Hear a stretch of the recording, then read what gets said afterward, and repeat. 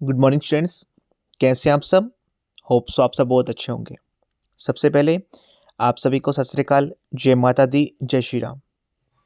ये वीडियो वही बच्चे देख पाएंगे जिन बच्चों ने इन्वॉल्व किया है, राइट। आज आपके कोर्स का लेक्चर नंबर 1 रहेगा।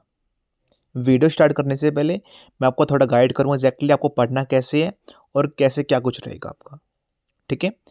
देखिए, जो भी मैं कंटेंट आपके सामने लेके आऊँगा to the point precise way में रहेगा। ये नहीं देखना कि सर ने 50 क्वेश्चन करवाए हैं, 10 क्वेश्चन करवाए हैं, 15 क्वेश्चन करवाए हैं। हर एक क्वेश्चन में कम से कम 15 से 20 क्वेश्चन छुपे हुए हैं, राइट। जो मैं करवाऊंगा ध्यान से सुनना उस चीज को। साथ में कॉपी पेन लेके बैठिए आप सब। अगर कुछ भी प्रॉब्लम आ रही है क्लास के ओवर होते ही मुझे बताइएगा।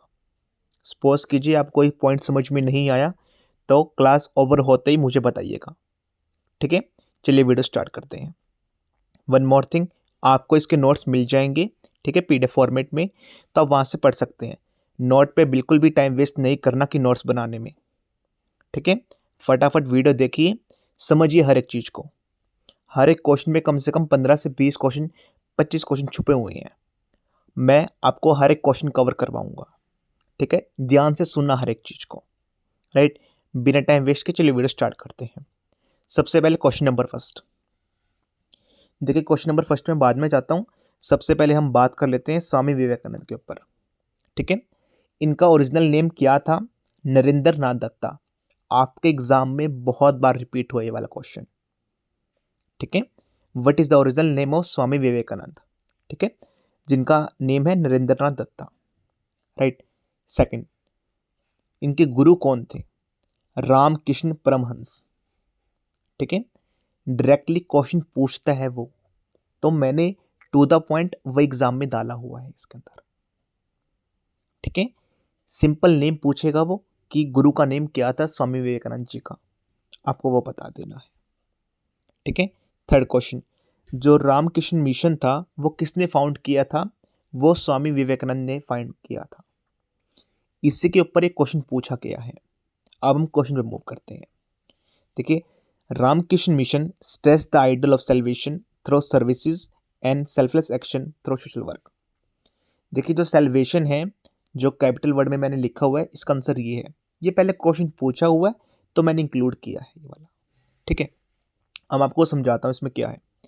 जो रामकृष्ण मिशन था वो स्टार्ट किसने किया? स्वामी विवेकानंद ने।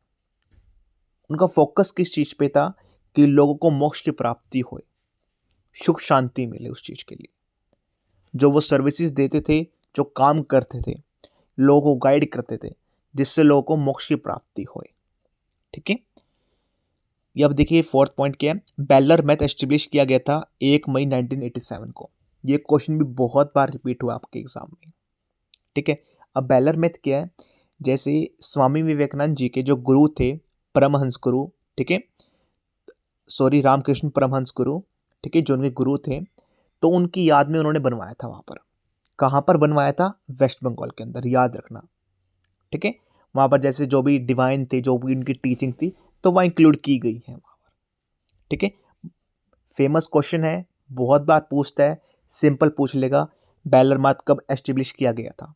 1 मई 1987, 1897 सॉरी, ठीक है। स्वामी विवेकानंद जी ने फेमस स्पीच कहाँ पर दी थी? चिकागो कॉन्फ्रेंस में दी थी 1893 में। यह भी बहुत बार क्वेश्चन पूछा गया है, ठीक है। इनकी दो बुक का नेम बताना है, कर्म योग, राजयोग। इनकी दो बुक है, काफी इंपॉर्टेंट है, बहुत बार पूछी गई है। न्यूज़पेपर कौन कौन से हैं इनके? प्रबोधन भारत, उद्बोधना। देखिए, जो आपकी न्यूज़पेपर है वो डायरेक्टली नहीं पूछता है क्वेश्चन। कहाँ से पूछता है वो? कि वो कौन सी लैंग्वेज में पब्लिश किए गए थे। प्रबुद्ध भारत इंग्लिश में पब्लिश किया गया था और उद्बोधना बंगाली में। इस चीज़ का ध्यान रखना आप सब। इनका जन्म कब हुआ था? 12 जनवरी 1863 में हुआ था। इनकी डेथ कब हुई थी? 4 जुलाई 1902 में, 1902 में हुई थी, ठीक है। जिस दिन इनका जन्म हुआ था उसी दिन हम सेलिब्रेट करते हैं नेशनल यूथ डे, ठीक है। क्वेश्चन देखिए, दो बार ऐसे आ सकते हैं कि दो टाइप से। सबसे पहले तो ये पूछ सकते हैं नेशनल यूथ डे हम कब सेलिब्रेट करते हैं, ठीक है। ये पूछ सकते हैं कि किसके ऊपर बेस करते हैं, मतलब क्यों सेलिब्रेट करते हैं, कोई पर्सन का नेम बताइए आप। तो स्वामी विवेकानंद जी। ठीक है, वन मोर थिंग, सबसे लास्ट क्वेश्चन जो मोस्ट इंपॉर्टेंट है, बहुत बार रिपीट हुआ है unlimited times, Swami Vivekananda rock memorial कहाँ पर है? तमिलनाडु के अंदर है। ठीक है, अब देखिए आपने एक क्वेश्चन कंप्लीट नहीं किया है, आपने पूरा टॉपिक कंप्लीट कर लिया है। लंबी लंबी थ्योरी कुछ भी नहीं पढ़नी, जो मैं आपको पॉइंट बता रहा हूं बार बार रिवाइज कीजिए आप। ठीक है, अभी आपने देखे कुछ भी समझ में नहीं आया हुआ, नोट डाउन कर लीजिए, जैसे क्लास ओवर होती है तो मुझे बता देना आप। ठीक है, होप सो आपको सब कुछ समझ में आ गया होगा। अब हम नेक्स्ट मूव करते हैं। Question number second, Jyotibai Phule road the book गुलामगिरी इन मराठी 1873। जो ज्योतिबाई फुले थे उन्होंने बुक लिखी थी गुलामगिरी मराठी के अंदर 1873 में। क्वेश्चन क्या पूछता है कि कौन सी बुक लिखी थी, फर्स्ट क्वेश्चन। सेकंड क्वेश्चन, कौन सी लैंग्वेज में लिखी गई थी इन मराठी में। थर्ड क्वेश्चन, कौन से ईयर में लिखी गई थी। ये मोस्ट फेवरेट क्वेश्चन है जो मैं आपको करवा रहा हूं। ठीक है, बहुत बार पूछता है वही क्वेश्चन। तीनों क्वेश्चन यहां से पूछ लेता है, गुलामगिरी वाला, मराठी वाला और ईयर वाला। ठीक है, अब हम इसके बारे में बात करते हैं। ये देखिए बिलोंग टू मालिक गार्डन कम्युनिटी से थे। कई बार क्वेश्चन ये पूछता है कि वो कौन से कम्युनिटी से बिलोंग करते थे। वो मालिक गार्डन कम्युनिटी से बिलोंग करते थे। इन्होंने फाउंड किया था सत्यशोधक समाज इन 1873 इन महाराष्ट्र। याद रखना इन्होंने क्या फाउंड किया था। देखिए ज़्यादा कुछ नहीं बता रहा मैं, काफ़ी लिमिटेड ही बता रहा हूँ। ठीक है, किसी के बारे क्वेश्चन के बारे में जो एग्जाम में बार बार रिपीट हुआ है। ठीक है, इस कंटेंट को बनने में काफ़ी टाइम लग रहा है। द रीज़न बिहाइंड, देखिए हर एक क्वेश्चन को मैंने कंसाइज कर दिया है।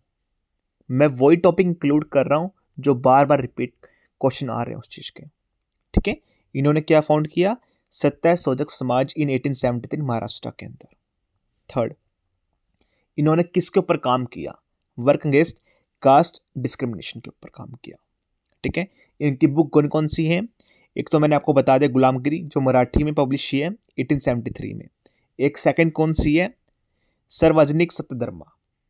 ठीक है, कभी कभी एस सत्यधर्मा पूछ लेता है वो।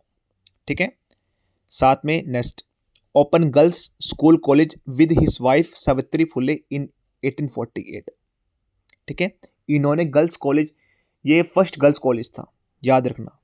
ठीक है, फर्स्ट गर्ल्स कॉलेज था जिन्होंने ये ओपन किया अपनी वाइफ के साथ।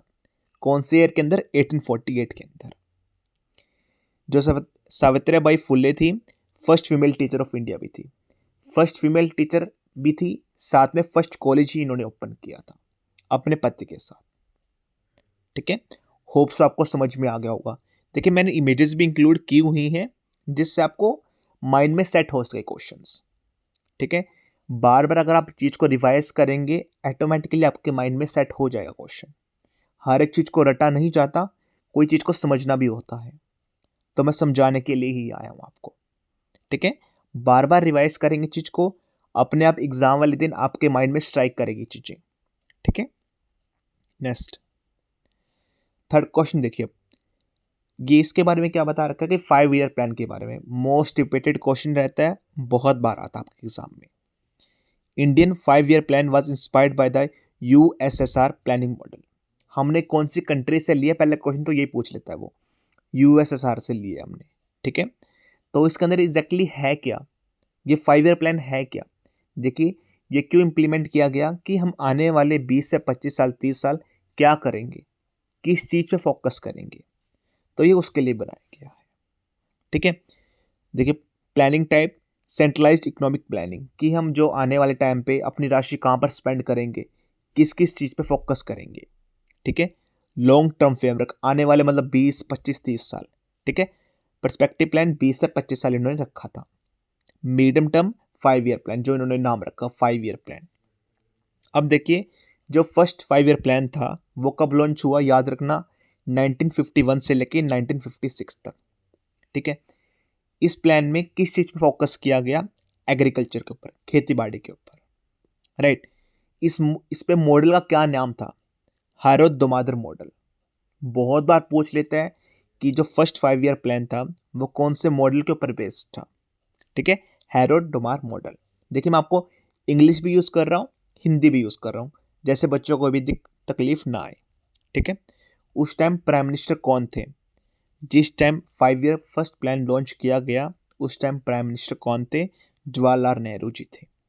ठीक है, अब देखिए मोस्ट इंपॉर्टेंट क्वेश्चन कि उस टाइम हमने जो फर्स्ट 5 ईयर प्लान लॉन्च किया तो हमने पहले मीटिंग की उसके बारे में। तो हमारा टारगेट क्या था कि हम इतने परसेंट अचीव करेंगे, मतलब हमने कुछ सोचा तो होगा उस टाइम पे। तो हमने सोचा था कि 2.1% हम अचीव कर लेंगे।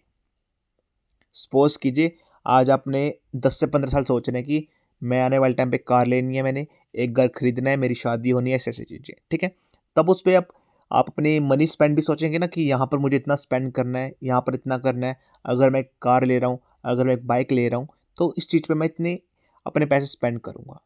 उसी तरह यहाँ पर इन्होंने सोचा कि 2.1% हम यहाँ पर ये सारा कुछ कर लेंगे इस चीज़ के लिए। ठीक है, लेकिन एक्चुअल में ग्रोथ कितनी हुई? 3.6%। ठीक है, जो हमने सोचा था उससे भी ज़्यादा, तो बहुत अच्छी बात हुई। ठीक है, अब हम सेकंड 5 ईयर प्लान पे बात करते हैं जो 1956 से लेके 1961 तक था। अब देखिए मैंने इसमें लिखा हुआ है सारे 5 ईयर प्लान, तो याद कर लेना आप फर्स्ट से लेके 12th तक। ठीक है, ईयर याद कर लेना आप सब, और जो मोस्ट इंपॉर्टेंट है वो आपको मैं अभी बता रहा हूँ। सेकंड 5 ईयर प्लान में 1956 से लेके 1961 तक चला।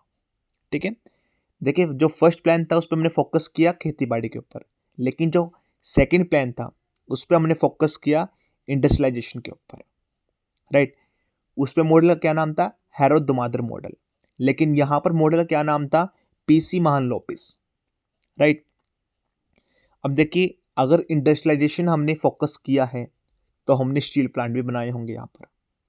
ठीक है, यहाँ पर हमने स्टील प्लांट एस्टेब्लिश किए गए। अब मोस्ट इंपॉर्टेंट क्वेश्चन यहाँ से बनते हैं। देखिए अब देखिए क्या लिखा हुआ मैंने, रोकुला, दुर्गापुर, भिलाई, यहाँ पर जर्मनी लिखा हुआ, यूके, यूएसएसआर, ये क्या है? ठीक है, आपको अभी बताता हूँ। जो रोकुला स्टील प्लांट है इन्होंने बनाया यहाँ पर। ठीक है, दुर्गापुर स्टील प्लांट, ये मतलब स्टील प्लांट के नेम है। Rourkela Durga steel plant, Durgapur steel plant, Bhilai steel plant, ये हमने कौन सी कंट्री की मदद से बनाए? ऐसे क्वेश्चन पूछता है ये। ठीक है, जो रोकुला दुर्ग स्टील प्लांट था वो हमने जर्मनी की मदद से बनाया। ठीक है, जो दुर्गापुर स्टील प्लांट था वो हमने यूके कंट्री की मदद से बनाया, और जो भिलाई स्टील प्लांट था वो हमने यूएसएसआर कंट्री की उससे बनाया, हेल्प से। ठीक है, हमने इस टाइम टारगेट क्या रखा था? 4.5%, लेकिन हमने एक्चुअल में अचीव कितना किया? 4.27%। ठीक है, होप्स आपको फर्स्ट और सेकंड समझ में आ गया होगा। अब हम थर्ड 5 ईयर प्लान पे मूव करते हैं जिसका टाइम पीरियड था 1961 से लेके 1966। ठीक है, देखिए इस समय कारगिल योजना हुई। ठीक है, इंडो चाइना वार हुआ जो 1962 में था, इंडिया पाकिस्तान वॉर भी हुआ 1965 में। ठीक है, इस टाइम ड्रॉट भी आई। याद रखना, मोस्ट कॉमन पूछ लेता है, अगर यहाँ से क्वेश्चन बनेगा तो सिर्फ इंडिया पाकिस्तान वॉर और इंडिया चाइना वॉर से बनता है। ठीक है, और इसमें जो लास्ट में मोस्ट इंपॉर्टेंट है टारगेट 5.6 हमने सोचा था, लेकिन एक्चुअल में ग्रोथ की उसका 50% से भी कम। ठीक है, 2.4%। ठीक है, and the fourth 5 year plan में जो जिसका टाइम पीरियड रहा 1969 से लेके 1974। ठीक है, इस टाइम कारगिल स्ट्रेटजी हुई, इंडिया पाकिस्तान वॉर दोबारा फिर हुआ 1971 में, और इस समय गोल क्या रखा गया हमने, मतलब इसमें हम क्या रखेंगे, क्या कुछ करेंगे। जैसे हमने पहले फोकस किया था खेती बाड़ी के ऊपर, इंडस्ट्रियलाइजेशन के ऊपर। ठीक है, इसमें मैंने कहा कि हम स्टेबिलिटी लाना चाहेंगे। ठीक है, एंड 5 ईयर प्लान में जो 1974 से रहा 1979 तक। ठीक है, ये कौन से मॉडल के ऊपर बेस्ड रहा? दीपी दर मॉडल। ठीक है, यहाँ पर 20 पॉइंट्स प्रोग्राम लॉन्च किया गया, साथ में मोस्ट इंपॉर्टेंट यहाँ पर स्लोगन भी लॉन्च किया गया, गरीबी हटाओ। ठीक है, होप्स आपको सब कुछ समझ में आ गया होगा, सारे आपको प्लान समझ गए होंगे 1 से लेके 5 तक। जो अभी बच गए हैं वो हम आने वाली वीडियो में कवर कर लेंगे। ठीक है, अभी ज़्यादा फोकस नहीं डाल रहा मैं, नहीं तो आप सब मिक्सअप हो जाएगा, वो समझ में नहीं आएगा आपको। ठीक है, नेक्स्ट क्वेश्चन, क्वेश्चन नंबर 4। इसमें फोक डांस बताए गए हैं, जैसे गोवा के बताना है आपको, मध्य प्रदेश के, केरला के, तमिलनाडु के। ठीक है, मोस्ट इंपॉर्टेंट फर्स्ट देखिए, तरंगमल फोक डांस कौन से स्टेट का है? दैट इज फ्रॉम गोवा का। ठीक है, अब देखिए गोवा, मध्य प्रदेश, केरला, तमिलनाडु, मैंने सबके मोस्ट इंपॉर्टेंट फोक डांस डाल दिए इसके अंदर। ठीक है, गोवा का आपको बता देता हूँ, देखिए तरंगमल, मेंडू, गोड़ी, मोडनी, फुगड़ी, डालो, गोल्फ, रोमेट, साओ, जो, कुनबी। ठीक है, मध्य प्रदेश में काक्सर, बागोरिया, मंच, खड़ा नाच। ठीक है, एड, फूलपत्ती, ज्वार, मटकी। देखिए जो मटकी वाला है मध्य प्रदेश में, मैंने उसकी इमेज लगाई हुई है, ये वाली मोस्ट इंपॉर्टेंट है मटकी, बहुत बार ये रिपीट हुआ है। ठीक है, 13 ताली। नेक्स्ट, केरला में Kaniyattam, Kaliyattam, Ottanthullal, Theyyam. And the last, Tamil Nadu, Kavadi, Devarattam. ठीक है, ये सभी डांस हैं, थोड़ा सा मतलब हेक्टिक है, मैं मानता हूँ, थोड़ा सा अटपटे नाम है, लेकिन बार बार रिवाइज करेंगे तो हो जाएगा आपका। हर एक चीज को मैंने स्टार्टिंग में बोला था, रटना नहीं है, याद नहीं करना। मेरे पास आए हो, कुछ यूनिक कंटेंट ही लेके जाओगे आप। ठीक है, जो मैं आपको पढ़ा रहा हूँ बार बार रिवाइज कीजिए आप। अभी सपोज कीजिए आज लेक्चर ओवर होता है, ठीक है, जो भी पीडीएफ ओपन करके वहां से याद करना आप, बार बार रिवाइज करना आप। ठीक है, जैसे कल परसों जैसे सेकंड लेक्चर आ जाएगा, ठीक है, बिफोर सेकंड लेक्चर आपको फर्स्ट लेक्चर जरूर रिवाइज करना है। जब भी आपको ये नियम बना लेना आप सब। ठीक है, उसके बाद आपको लेक्चर नंबर सेकंड पे मूव करना है। नेक्स्ट पे मूव करते हैं हम।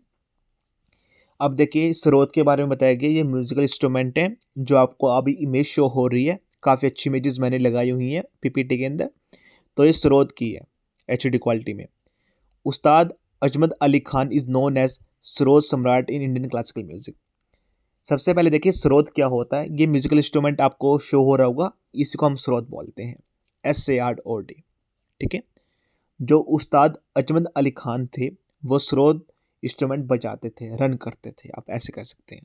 ठीक है, हमारे इंडियन क्लासिकल म्यूजिक के अंदर सरोद होता क्या है, एक स्ट्रिंग म्यूजिकल इंस्ट्रूमेंट होता है। ठीक है, अभी देखिए आई थिंक सो आपको इस इमेज में 2 स्ट्रिंग दिखाई दे रही होगी सेंटर में जो जा रही है। ठीक है, इस स्ट्रिंग म्यूजिकल इंस्ट्रूमेंट होते हैं, जिसको हम बोलते हैं तंत्रवाद्य यंत्र भी। ठीक है, अब देखिए फेमस स्रोत एक्सपोनेंट, अभी क्वेश्चन कैसे पूछता है वो, देखिए आपको कोई भी वो 4 ऑप्शन दे देगा, आपको बताना है कि इसमें से स्रोत एक्सपोनेंट कौन से हैं। ठीक है, क्वेश्चन बहुत बार आया ये वाला।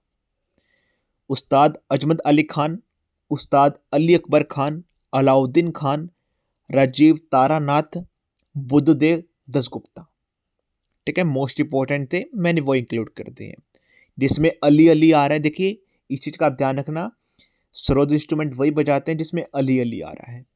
उस्ताद अजमत अली खान, उस्ताद अली अकबर खान, अलाउद्दीन में भी अल आ रहा है, मतलब समझ लेना। ठीक है, अलाउद्दीन खान, राजीव तारानाथ, बुद्धदेव दशगुप्ता।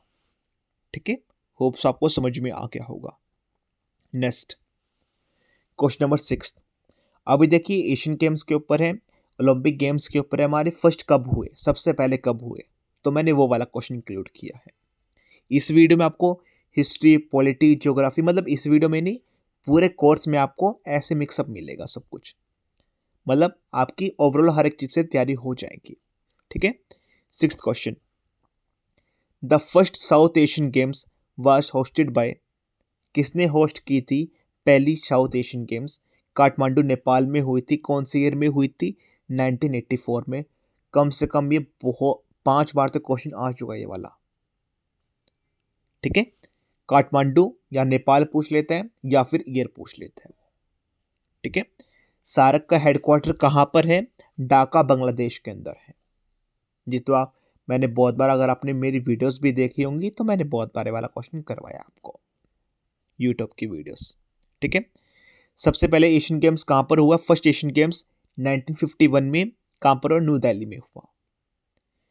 सबसे ज्यादा होस्ट किसने किया है एशियन गेम्स? थाईलैंड ने किया है 4 टाइम्स, याद रखना। Second, Commonwealth games. First Commonwealth games कहाँ पर हुआ? 1930 में हुआ, हैमिल्टन कनाडा के अंदर। फर्स्ट यूथ कॉमनवेल्थ गेम्स कहाँ पर हुआ? 2000 में हुआ, स्कॉटलैंड के अंदर। ठीक है, देखिए इन क्वेश्चन को आपको याद करना ही होगा।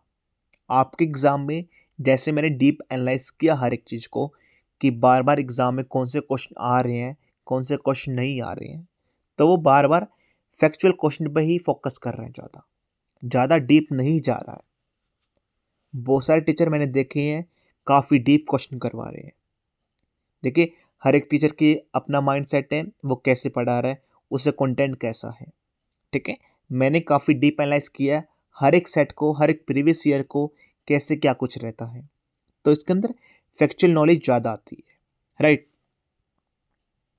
नेक्स्ट, ओलंपिक गेम्स में फर्स्ट समर ओलंपिक्स कहाँ पर हुए? 1996 में हुए, ग्रीस के अंदर। फर्स्ट विंटर ओलंपिक्स कहाँ पर हुए? 1924 में हुए, कैमलोनिक्स फ्रांस के अंदर। यूथ ओलंपिक्स के बारे बात करते हैं। फर्स्ट समर ओलंपिक गेम्स कहाँ पर हुए? 2010 में हुए, सिंगापुर के अंदर। First winter youth Olympic games कब हुए? 2012 में हुए, इंसबर्ग ऑस्ट्रिया के अंदर। देखिए याद करना थोड़ा अटपटा है, मैं मानता हूँ, ईयर भी याद करना है आपको, जैसे कंट्री भी याद करनी है, लेकिन याद करना ही पड़ेगा।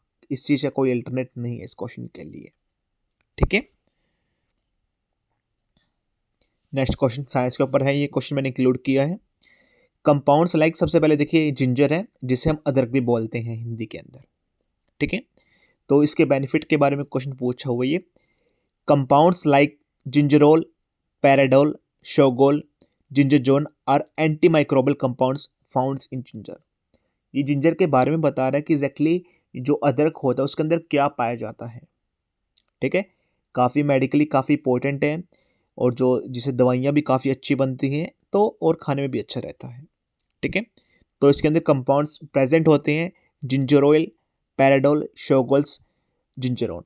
क्वेश्चन आपसे कैसे पूछता है वो कि अभी जैसे एंटी माइक्रोबल कंपाउंड्स फाउंड इन, यहाँ पर आपको वेजिटेबल का नेम्स प्रोवाइड कर देगा वो, लाइक दैट कैरेट, लेमन, या कुछ भी आपको प्रोवाइड कर देगा वो आपको, कॉलीफ्लावर, ठीक है, लेडी फिंगर, XYZ, तो आपको बताने हैं।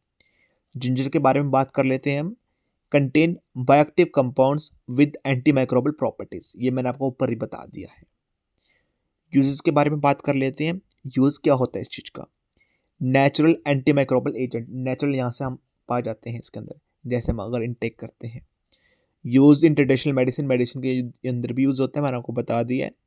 Helps fight bacteria and fungal infection, जो फंगल इन्फेक्शन होते हैं हमारे इचिस पे, स्किनिंग वगैरह पे, या इचिस होते हैं या कुछ भी XYZ, तो उसमें भी ये काफ़ी मददगार होता है। ठीक है, next lecture number 8th question. The autobiography of Maulana Abdul Kalam Azad is Indian वीन्स freedom.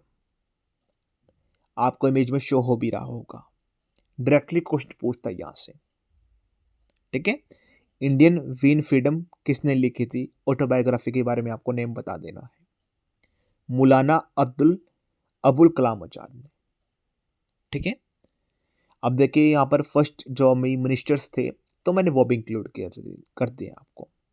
इससे पहले कॉमनवेल्थ में जो भी फर्स्ट आए थे मैंने वो इंक्लूड कर दिए। अभी जो भी फर्स्ट मिनिस्टर थे, अभी देखिए आपने एनालाइज किया या नहीं किया वो मुझे नहीं पता, तो मैंने तो काफ़ी एनालाइज किया है आपका पेपर। तो मैंने देखा कि फर्स्ट जो पर्सन्स हैं, लाइक दैट कोई वुमेन है, मैन है, या फिर कोई मिनिस्टर वगैरह है, या कोई स्पोर्ट्स के अंदर, तो काफ़ी रिपीट हुए हैं वो वाले क्वेश्चन, तो मैंने जो फर्स्ट वीडियो इसके रिगार्डिंग बना दी। ठीक है, सबसे पहले फर्स्ट एजुकेशन मिनिस्टर कौन थे? मौलाना अबुल कलाम आजाद। ठीक है, फर्स्ट लॉ मिनिस्टर कौन थे? Doctor BR Ambedkar. First home minister कौन थे? सरदार वल्लभ भाई पटेल। अभी देखिए जो ये क्वेश्चन है आपको अभी के नहीं पूछेगा वो कि करंट लॉ मिनिस्टर बताइए आप कौन है, करंट होम मिनिस्टर बताइए आप कौन है, ऐसे नहीं पूछेगा वो। ठीक है, फर्स्ट फॉरेन मिनिस्टर कौन थे? Jawaharlal Nehru ji. First defence minister Baldev Singh. First health minister Rajkumari Amrit Kaur. Only women in first cabinet, याद रखना है, काफ़ी इंपॉर्टेंट है। कैबिनेट के अंदर पहली महिला ही थी सिर्फ, या पहली या फर्स्ट महिला ही थी। ठीक है। फर्स्ट फाइनेंस मिनिस्टर कौन थे? That is RK Shanmukham Shetty. ठीक है, ये आप याद कर लेना, बार बार रिवाइज करेंगे, हो जाएगा, बहुत इजी है। देखिए आपको 1 से 2 वीडियो में थोड़ा दिक्कत आएगी, जो मैं कंटेंट डिलीवर कर रहा हूँ बहुत इंपॉर्टेंट कंटेंट है। हर एक क्वेश्चन में, स्टार्टिंग में मैंने आपको बताया था 20 से 25 क्वेश्चन छुपे हुए हैं। ठीक है, काफ़ी इंपॉर्टेंट है। मैं वीडियो कराने का मतलब ये है कि आपको समझ आ जाए हर एक क्वेश्चन एग्जैक्टली है क्या ये। ठीक है, PDF से जैसे आप गो थ्रू होंगे तो आपको ऑटोमेटिकली याद आ जाएगा, हाँ राहुल सर ने वो हमें ऐसे समझाया था चीज़ें। ठीक है, नेक्स्ट 9th क्वेश्चन, काफ़ी इंपॉर्टेंट, मेरा फेवरेट क्वेश्चन है लगता है मुझे।